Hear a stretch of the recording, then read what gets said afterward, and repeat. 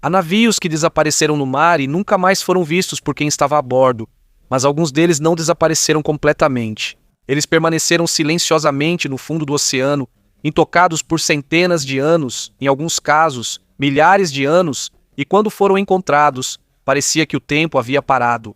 Há cascos de navios que ainda mantêm sua forma, há cordas que ainda estão presas, há ânforas, utensílios e pertences pessoais deixados exatamente no lugar onde foram tocados pela última vez. De acordo com os arqueólogos marinhos, o frio extremo, a falta de oxigênio e a profundidade de algumas partes do mar são as razões pelas quais esses objetos permaneceram preservados. É como uma cápsula do tempo, como se uma parte inteira da história tivesse sido fechada e reaberta depois de um período muito longo. Neste vídeo, vamos dar uma olhada em algumas das descobertas de naufrágios mais impressionantes encontradas no fundo do oceano, desde antigos navios mercantes até enormes embarcações que de repente desapareceram no mar e reapareceram após um longo silêncio. Cada um tem seu próprio mistério e debaixo d'água, onde quase não há luz, eles ainda estão lá, silenciosos, imóveis, mas como se estivessem esperando para serem vistos novamente. Antes de começarmos, por favor, curta este vídeo e se inscreva no canal. Isso é muito importante para nós, criadores de conteúdo. Muito obrigado. E agora, vamos começar. Número 10. O navio que ainda está quase inteiro depois de afundar. Já se passaram mais de 300 anos. Em Estocolmo, Suécia, há um navio de guerra que se tornou símbolo não de vitória, mas de um erro caríssimo. O nome dele é Vasa. Ele foi construído no início do século XVII como orgulho da Marinha Sueca. Foi um dos projetos militares mais ambiciosos da época. Grande, fortemente armado e feito para mostrar o poder do reino no Mar Báltico. O navio era cheio de detalhes. Havia centenas de esculturas de madeira. Por fora, a pintura era colorida e estava armado com muitos canhões de bronze. Mas, à medida que o navio ficava maior, os problemas também aumentavam. O peso era muito alto na parte de cima e faltava peso na parte de baixo para equilibrá-lo. De acordo com o Museu Vasa, na Suécia, antes mesmo de sair do porto, algumas pessoas já haviam notado a estabilidade do navio. Foi feito um teste simples. Fizeram a tripulação correr de um lado do convés para o outro para ver quanto o navio balançava. Mas o teste teve que ser interrompido cedo demais, porque com o balanço excessivo já ficou perigoso imediatamente. Mesmo assim, continuaram com a viagem. No dia 10 de agosto de 1628, o Vasa partiu do porto de Estocolmo diante de uma grande multidão que assistia da costa. A viagem foi curta. Alguns minutos após a partida, um vento forte atingiu. O navio inclinou-se levemente. Depois, inclinou-se ainda mais e ficou mais pesado de um lado. E como as portinholas dos canhões do convés inferior estavam abertas, a água entrou rapidamente. Em poucos instantes, ele afundou bem na frente da cidade que o construiu. Ele não desapareceu no meio de uma tempestade ou em alto mar, mas sim ao lado do cais. Lá ele permaneceu no fundo do Mar Báltico. O surpreendente é que essa também foi a razão de sua sobrevivência. Pesquisadores marinhos afirmam que o Mar Báltico é diferente. A baixa salinidade da água e a ausência de moluscos destruidores de madeira permitiram que o Vasa permanecesse intacto, enterrado e silencioso, como se apenas tivesse sido fechado sob a água. Mais de 300 anos depois, o naufrágio foi encontrado em 1956 pelo pesquisador sueco Anders Franzen. Após alguns anos de preparação, ele foi oficialmente içado do fundo do mar em 1961. Essa foi uma das operações de recuperação marítima mais complexas daquela época. E quando o navio emergiu da água, ainda era possível ver a maior parte de sua estrutura original. De acordo com o Museu Vasa, grande parte da estrutura original de madeira ainda está preservada. Milhares de objetos também foram recuperados de dentro. Ferramentas, roupas, equipamentos da tripulação e outros pertences pessoais que foram deixados lá desde que afundou. Agora, o Vasa está no museu em Estocolmo. Não mais como uma arma de guerra, mas como um lembrete de quão pequena é a distância entre ambição e erro. Um navio feito para dominar os mares, mas nem sequer conseguiu sair do porto. Número 9, Endurance, Antártica. Há navios que desaparecem no mar e nunca mais são vistos, mas o Endurance parecia se recusar a desaparecer. Em 1915, o explorador Ernest Shackleton liderou uma expedição para a Antártica. Seu navio, o Endurance, serviria como a tábua de salvação de toda a missão. Mas isso não saiu como planejado. Enquanto atravessava o mar de Weddell, o navio ficou preso no gelo marinho espesso. Por vários meses, ele não conseguiu se mover. Aos poucos, o gelo foi se fechando ao redor dele. E quanto mais o tempo passava, maior ficava a impressão. Até que o casco de madeira começou a rachar. No final, ele afundou completamente nas águas geladas da Antártica. Do topo do gelo, Sir Ernest Shackleton e sua tripulação não puderam fazer nada além de assistir o navio desaparecer sob o mar. Mas o que veio a seguir foi ainda pior. Eles ficaram presos no meio do gelo, longe de qualquer ajuda, em um dos lugares mais hostis do mundo, e contra todas as probabilidades, todos eles sobreviveram. Por causa disso, a expedição Endurance se tornou uma das histórias de sobrevivência mais famosas da história da exploração polar. Mas o próprio navio ficou desaparecido por mais de 100 anos. Os historiadores sabiam a localização aproximada dele, mas era quase impossível chegar até lá. O gelo marinho é espesso quase o ano todo, e a água embaixo dele é muito profunda. Em 2022, as buscas começaram novamente. Usando veículos subaquáticos autônomos enviados sob o gelo, a expedição Endurance 22 encontrou os destroços no fundo do mar de Weddell. E quando as primeiras imagens apareceram, os pesquisadores mal podiam acreditar. O navio ainda estava de pé, quase intacto. De acordo com a Falklands Maritime Heritage Trust, ele está a uma profundidade de quase 3.000 metros, o leme ainda é visível, o convés está intacto e o nome Endurance ainda pode ser lido na popa do navio. Devido ao frio extremo das águas da Antártica, a madeira foi preservada em uma condição incomum. Quase nada o perturbou por mais de um século. Ele não foi içado, nenhum artefato foi retirado. Permaneceu exatamente no local onde afundou, silencioso, imóvel e ainda repousando sob o gelo. Navio destruído na Antártica, mas nunca totalmente desaparecido. Número 8, USS Lexington. Sob o mar de coral, há um navio de guerra onde o tempo parece ter parado. Não é apenas um naufrágio, é um porta-aviões que foi testemunha de uma das batalhas navais mais importantes da Segunda Guerra Mundial, o USS Lexington. Ele foi construído na década de 1920 e foi um dos primeiros porta-aviões da Marinha dos Estados Unidos. Ele veio de um projeto de cruzador de batalha que não foi adiante por causa de um tratado naval daquela época, então foi convertido para ser um porta-aviões. Ele foi fundamental para o desenvolvimento da aviação naval dos Estados Unidos antes da Guerra no Pacífico. Durante a Segunda Guerra Mundial, o Lexington foi usado em operações críticas no Teatro do Pacífico, mas durante a Batalha do Mar de Coral, em 1920, tudo mudou. Esta foi a primeira batalha naval da história em que as duas forças nunca se encontraram frente a frente. Toda a luta foi travada por meio de aeronaves. No meio da batalha, o Lexington foi atingido por torpedos e bombas das forças japonesas. O dano foi grave, mas ele não afundou imediatamente. O que realmente causou a perda do navio foram explosões internas sucessivas e incêndios dentro da embarcação, causado pelos vapores de combustível incendiados no sistema de ventilação. Após algumas horas, não foi mais possível salvá-lo. Por isso, foi ordenado que fosse abandonado e finalmente afundado pelo USS Phelps para não cair nas mãos do inimigo. Décadas depois, ele permaneceu deitado no fundo do Mar de Coral. Até que, em 2018, uma equipe de expedição ligada ao navio de pesquisa de Paul Allen encontrou o naufrágio a uma profundidade de cerca de 3.000 metros. O que eles viram parecia um campo de batalha congelado no fundo do mar. Algumas aeronaves ainda estavam no convés, com asas dobradas e hélices aparentemente intactas. Alguns canhões antiaéreos continuavam apontados para o alto, como se ainda esperassem por uma batalha já encerrada há tempos. O número do casco CV-2 ainda pode ser visto no corpo do navio. Havia até uma aeronave com o nome do piloto escrito no nariz. É como se eles tivessem sido deixados no meio de uma missão. Segundo os arqueólogos marinhos, a profundidade do mar e as condições do Mar de Coral preservaram muitas partes do navio. Por isso, certas estruturas e equipamentos ficaram intactos, sem serem tocados, como se um momento tivesse congelado na história. Um navio de guerra que lutou em uma das batalhas mais importantes do século XX.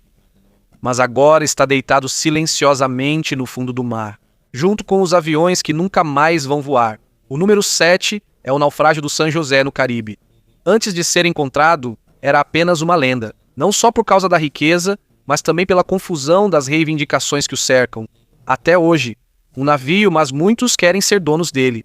O San José era um galeão espanhol no início dos anos 1700. Era um navio grande e fortemente armado, usado para transportar riquezas da América do Sul para a Espanha. Mas em uma viagem em 1708 tudo mudou.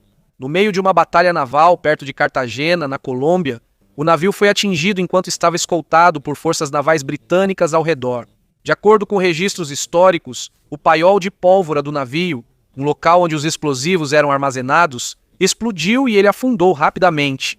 Em poucos minutos, o San José desapareceu da superfície do mar. Mas a verdadeira história dele durou mais do que o próprio navio. Nos tempos modernos, ele se tornou um dos naufrágios mais disputados do mundo. De acordo com o governo colombiano e pesquisadores marinhos, o naufrágio foi identificado no fundo do mar em 2015 usando sistemas robóticos de águas profundas, operados em colaboração com especialistas em oceanografia. Ele foi encontrado a uma profundidade de aproximadamente 600 metros no Mar do Caribe. E de acordo com os relatos, nas imagens foram vistos canhões de bronze com gravuras de golfinhos, um detalhe que corresponde aos registros históricos espanhóis do San José. Foi aqui que a discussão começou a esquentar. Isso não é apenas uma simples descoberta arqueológica. Este é considerado um dos naufrágios mais valiosos da história.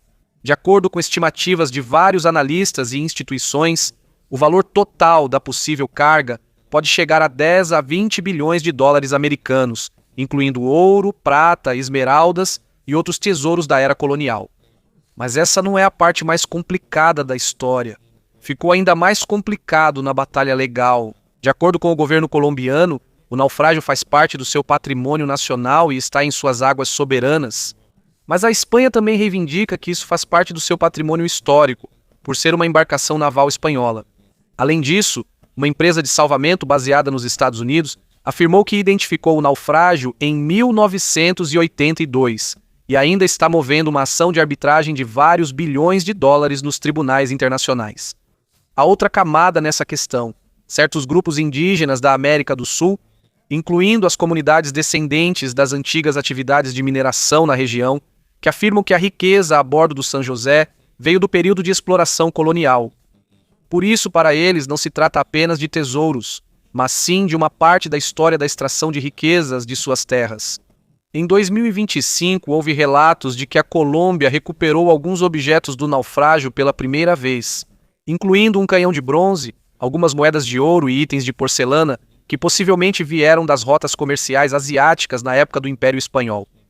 Alguns desses itens foram até exibidos ao público enquanto continuava o debate sobre quem realmente tem o direito de possuir todo o naufrágio. E até agora o San José continua no fundo do mar. Não foi totalmente removido nem está sendo dividido para decidir a quem vai pertencer.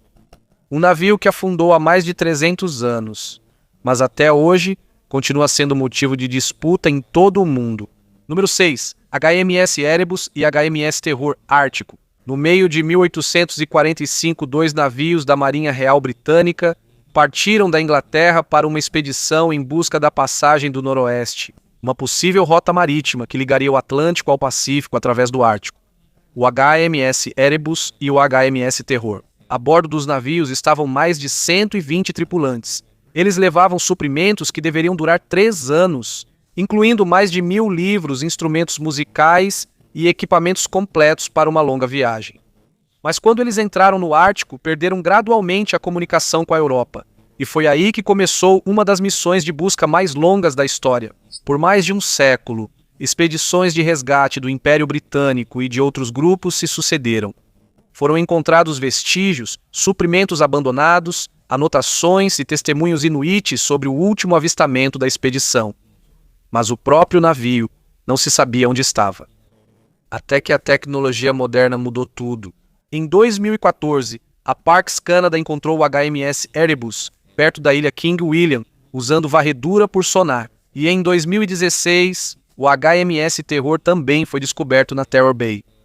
O mais surpreendente é que as condições dos navios estavam quase intactas. As escotilhas estavam fechadas, as janelas intactas, ainda havia garrafas nas prateleiras das cabines e o leme ainda estava em sua posição. Para os primeiros mergulhadores, parecia um navio que havia sido abandonado recentemente, Mesmo tendo se passado mais de 170 anos, segundo o Parks Canada, o frio intenso e a baixa oxigenação do fundo do Mar Ártico preservaram os navios, retardando a deterioração da madeira e do metal. Já foram recuperados artefatos como equipamentos da Marinha Real, pratos com o brasão da Expedição Franklin, instrumentos de navegação e pertences pessoais da tripulação, enquanto outros permanecem in situ como sítios arqueológicos protegidos. 2 navios partiram para encontrar uma passagem marítima, mas eles próprios se tornaram um dos mistérios mais frios e duradouros da exploração. Finalmente encontrados, no silencioso leito marinho do Ártico, onde quase nada se move e quase nada é esquecido. Número 5. SS América Central. Existem naufrágios que não são apenas simples histórias de afundamento, mas histórias de riqueza que impactaram diretamente a história da economia. Um deles é o SS América Central, um grande navio a vapor com rodas laterais que navegou em meados da década de 1850 durante a Corrida do Ouro da Califórnia, quando milhares foram para a América em busca de fortuna, procurando ouro, mas em vez de conseguir voltar para casa, ele foi atingido por um forte furacão no Atlântico, perto da Carolina do Sul, e afundou em 12 de setembro de 1857. Junto com o navio estava uma enorme carga de ouro, moedas, pepitas, barras de ouro e a riqueza pessoal de centenas de garimpeiros. Estima-se que cerca de 3 toneladas de ouro foram perdidas no mar, tornando-se uma das causas do pânico financeiro de 1857 nos Estados Unidos. O naufrágio permaneceu a uma profundidade de cerca de 2.000 metros sob o Atlântico por mais de um século. Até 1988, quando o engenheiro Tommy Thompson o descobriu usando sistemas robóticos de águas profundas, feitos sob medida e financiados por investidores privados. O que a equipe viu parecia um momento congelado no tempo no fundo do mar. Milhares de moedas de ouro quase intactas, barras de ouro com números de série e marcas da Casa da Moeda de São Francisco, e pepitas que pareciam não ter passado por refino, espalhadas por mais de 100 metros. O total recuperado foi de milhões de dólares. Após o sucesso, iniciou-se uma intensa disputa judicial para definir o verdadeiro dono do tesouro. Diversas companhias de seguro que pagaram indenizações em 1857 reivindicaram os direitos de propriedade, e o caso se arrastou por muitos anos. Eventualmente houve acordos, mas a história não terminou aí. O próprio Tommy Thompson sumiu da vista do público em 2012 e, posteriormente, foi encontrado escondido na Flórida usando outro nome, de acordo com relatórios das autoridades. Ele foi preso e enfrentou acusações de desacato ao tribunal por não revelar a localização de algumas moedas de ouro e, em 2020, declarou-se culpado de acusações de fraude. Enquanto isso, a maior parte do ouro do SS Central America foi leiloada e devolvida ao mercado. Peças da era da Corrida do Ouro que reapareceram após mais de um século sob o Atlântico. Número 4. Nuestra Senhora de las Mercedes, Oceano Atlântico. Existem naufrágios que não são apenas sobre ouro ou riqueza. Às vezes, trata-se de quem tem o direito de possuir a própria história. Um dos maiores exemplos disso é o navio de guerra espanhol Nuestra Senhora de las Mercedes. No início dos anos 1900, era uma fragata de 34 canhões da Marinha Espanhola que fazia parte de um comboio viajando da América do Sul de volta para a Espanha. Mas em 1804, no meio do Atlântico, eles foram interceptados pelas forças britânicas. O navio foi atingido na batalha e afundou rapidamente junto com sua carga de ouro e prata, vindos dos territórios coloniais da Espanha. Por mais de 2 séculos, o naufrágio permaneceu enterrado no fundo do mar. Até a Era Moderna, quando a indústria comercial de salvamento em águas profundas entrou em cena novamente. Em 2007, uma empresa americana de salvamento chamada Odyssey Marine Exploration anunciou que havia encontrado um grande naufrágio no Atlântico, a oeste de Gibraltar. De acordo com o relatório deles, conseguiram recuperar aproximadamente 17 toneladas de moedas de ouro e prata do fundo do mar. Eram milhares de moedas, quase 500 mil de peças, que foram transportadas em uma aeronave fretada para os Estados Unidos para armazenamento e trâmites legais. Foi aqui que começou uma das batalhas legais marítimas mais acirradas da história moderna. A empresa não revelou imediatamente de qual navio veio o tesouro, mas depois a Espanha identificou o naufrágio como Nuestra Senhora de las Mercedes, e foi aí que a questão se tornou o centro da controvérsia. Segundo a Espanha, este era um navio de guerra soberano da sua marinha. Por isso, mesmo tendo afundado, tudo o que está dentro dele continua sendo propriedade do Estado. Segundo a empresa de salvamento, tratava-se de um naufrágio abandonado há muito tempo em águas internacionais, podendo ser recuperado como salvamento comercial. O caso foi aos tribunais federais dos Estados Unidos, teve apelações e chegou à Suprema Corte. Segundo a Espanha, com apoio dos Estados Unidos, não podia ser considerado um naufrágio abandonado. Suportahan ng US government. Isso é uma embarcação militar soberana. Isso significa que, mesmo que fique centenas de anos debaixo d'água, ela continua sendo propriedade do país que a possui. Em 2012, a Suprema Corte dos Estados Unidos não aceitou o recurso final da empresa de salvamento e a Espanha acabou vencendo. Todo o tesouro, com cerca de 17 toneladas de moedas, foi devolvido à Espanha, usando uma aeronave militar e colocado no Museu Nacional, onde está permanentemente em exibição. Segundo analistas jurídicos, isso se tornou um precedente importante no direito marítimo internacional, pois reforçou o princípio de que navios de guerra soberanos continuam sendo propriedade de seu país, mesmo após séculos. Para a empresa de salvamento, foi uma grande perda financeira depois de gastar milhões de dólares na operação e na batalha judicial. Mas para a Espanha, uma parte de sua história retornou. Sob o Atlântico ainda permanece o naufrágio, que foi o centro de uma das batalhas legais mais importantes na exploração marítima.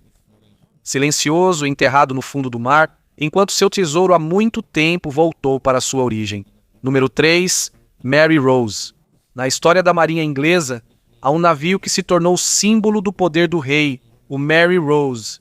Era um grande navio de guerra na época de Henrique VIII, servindo como nau-capitânia da frota inglesa por mais de 3 décadas e lutando contra a França, Escócia e o Sacro Império Romano.